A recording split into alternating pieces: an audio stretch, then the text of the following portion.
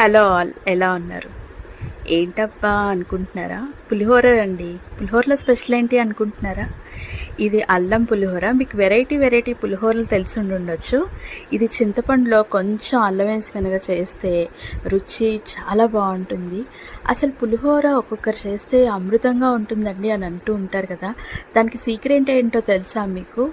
స్లోగా సిమ్లో పెట్టి తాలింపు వస్తువులన్నింటినీ వేపడంలోనే ఉంటుందన్నమాట పులిహోరలో అసలు టేస్ట్ అంతా.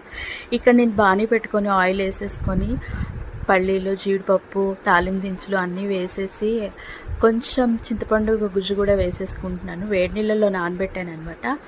దాంతోపాటు కొంచెం అల్లం కూడా తురిమి పెట్టాను. ఒక సైడ్లో నేను వేడివేడి రైస్ వండుకొని కొంచెం గ్రౌండ్నట్ ఆయిల్, సాల్ట్ వేసి పెట్టుకున్నాను. అందులో తాలింపు కూడా వేసేసుకున్నాను అనమాట.